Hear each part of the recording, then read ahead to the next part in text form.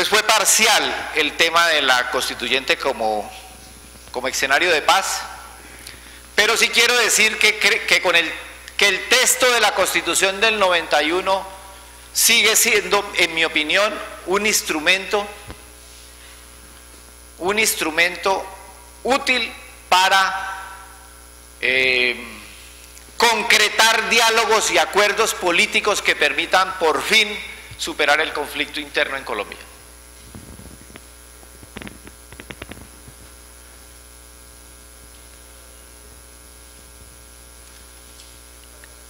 Ese es tercero o cuarto. Bueno, otra idea que quiero plantear aquí rápidamente.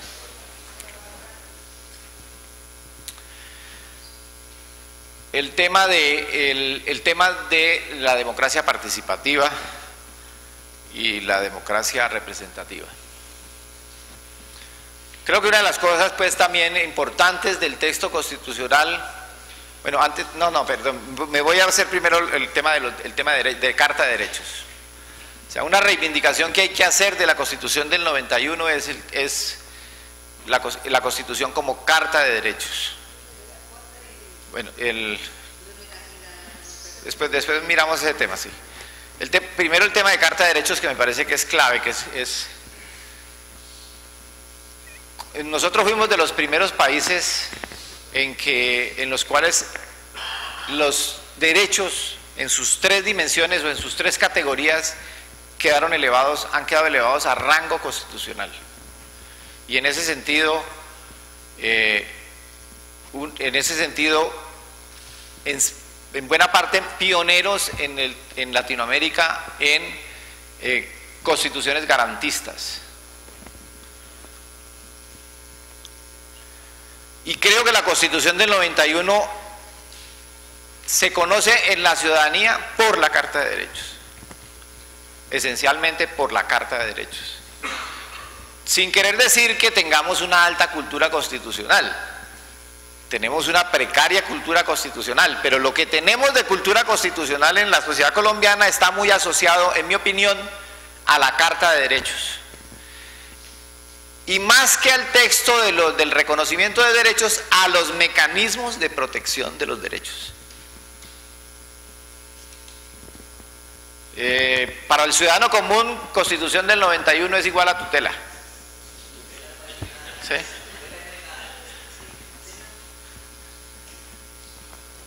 Y digamos, en lo que más fácil se asocia Constitución del 91 es con la tutela. ¿Sí? Y clave eso primero porque digamos por la naturaleza garantista, porque se elevaron los derechos en sus tres categorías a rango constitucional.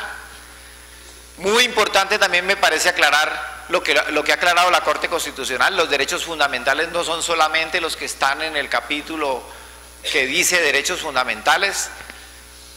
Conocemos N sentencias de la Corte Constitucional y de los jueces en donde derechos no contemplados en ese pedacito de la Constitución han sido garantizados mediante el ejercicio de la tutela como derechos fundamentales.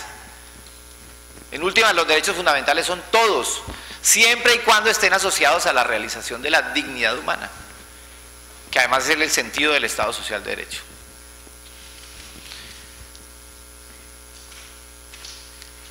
Una de las, así como está asociada la Constitución en la ciudadanía a la Carta de Derechos y a la tutela, creo que también es una de las cosas que más hay que proteger y de las que tenemos que, como sociedad, hacer causa común para impedir que la quiten, que la recorten, que la modifiquen.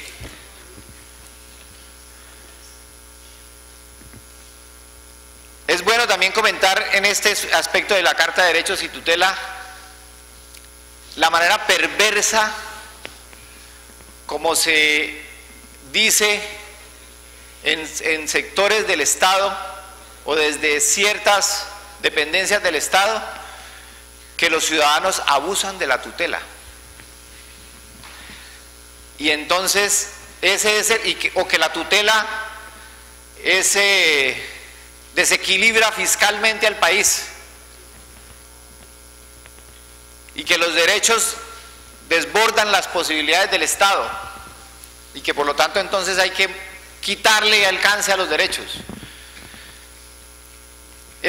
Toda esa carreta, en mi opinión, lo único que quiere justificar es la arbitrariedad que tenemos instalada en la administración del Estado, históricamente. La tutela existe, la tutela es la reacción, incluso no en la proporción que... La tutela es una reacción a la arbitrariedad y no se utiliza en la proporción de la arbitrariedad. La utilizamos, los ciudadanos colombianos la utilizamos mucho menos de lo que la arbitrariedad instalada hay en el ejercicio del poder público.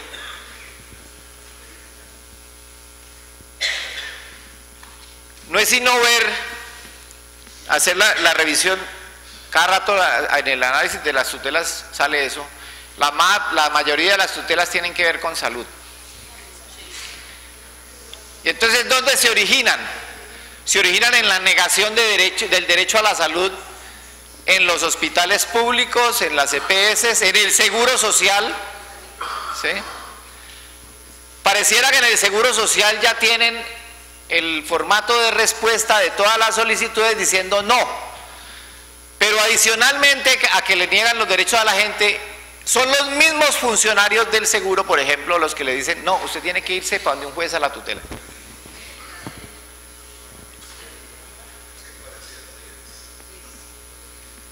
Así es, ¿sí?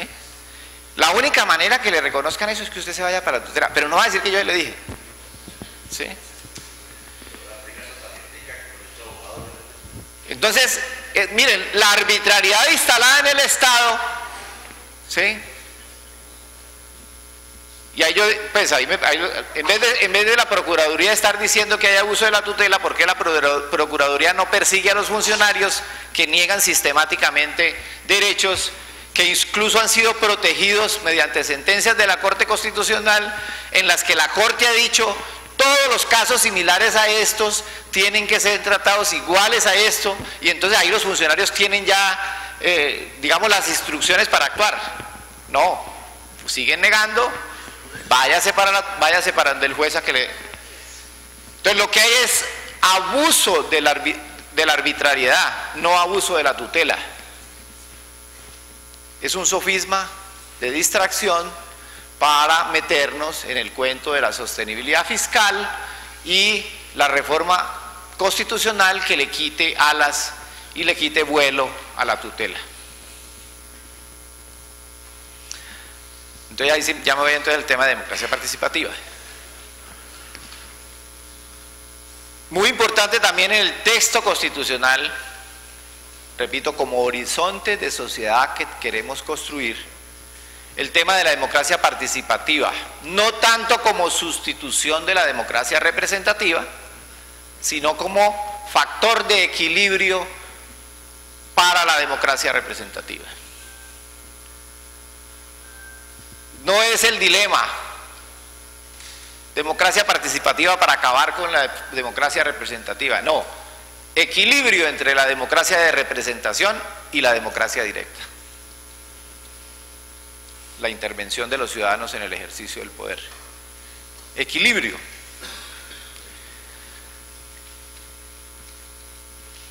Las normas que se han expedido para reglamentar la participación ciudadana, hay que señalarlo, no han sido normas para facilitar el ejercicio del poder ciudadano, sino normas que nos han entrabado y enredado el ejercicio de la participación ciudadana.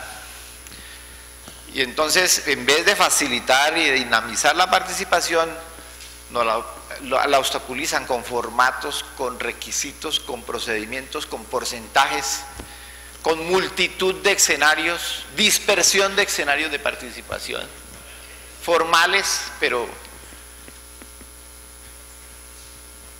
dos cosas esenciales atentan, en mi opinión, contra las posibilidades de desarrollo pleno de la democracia participativa. La primera es que yo creo que la democracia participativa no tiene posibilidades de desarrollo en una sociedad con conflicto armado interno. Ese es el primer obstáculo, el mayor obstáculo. Una sociedad que no tenga paz política es una sociedad que no le brinda garantías al desarrollo de la sociedad civil. No puede. No hay cómo. Y menos, pues, para que las expresiones de la sociedad civil tengan posibilidades de desatarse, de desplegarse con toda su riqueza, incluso con toda su radicalidad en la civilidad. ¿Sí? ¿Por qué? Porque muchas de las expresiones de la sociedad civil, y lo hemos escuchado en palabras de presidentes de la República, muchas expresiones de la sociedad civil cuando se alborota, pero pacíficamente, son asociadas a actores del conflicto. Entonces, hay organizaciones de derechos humanos que son agencias del terrorismo, ¿sí? Hay organizaciones ambientalistas que son agencias del terrorismo, o que son la parte civil del terrorismo. Entonces, en medio de un conflicto y con esos riesgos, las posibilidades del desarrollo de la sociedad civil son muy limitadas.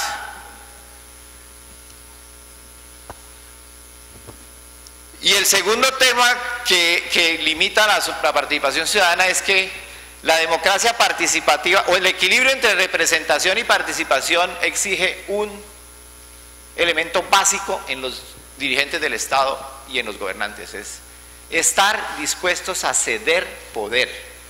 Ceder poder es la clave de la democracia participativa. Y de eso nuestros gobernantes conocen poco, de ceder poder.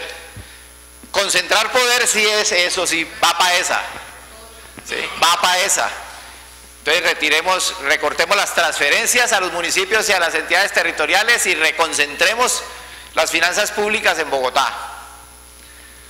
¿Sí? O en el municipio. Menos posibilidades de que el Consejo intervenga, menos posibilidades de que la sociedad civil tenga iniciativas y todo el poder concentrado en el alcalde. Ceder poder es la clave de la democracia participativa, y esa es una cosa que hay que instalarla en la mentalidad y en la práctica de la dirigencia política. ¿Sí? Entonces,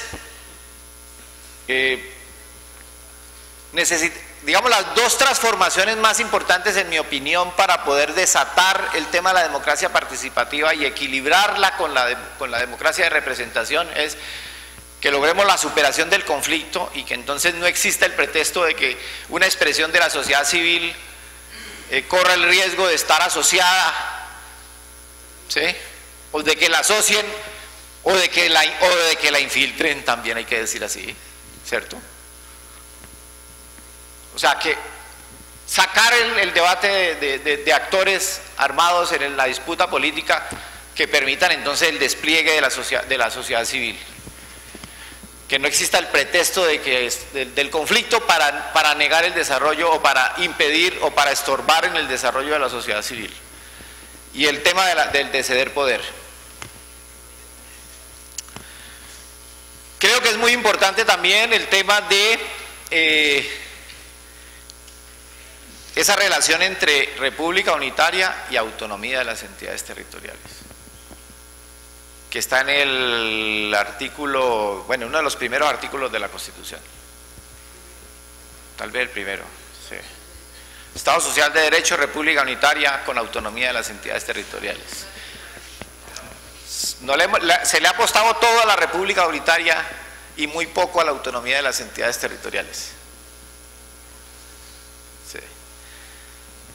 O muy poco, o tal vez nada. Tenemos un lío muy complicado para desarrollar el tema de las entidades territoriales, de la autonomía de las entidades territoriales.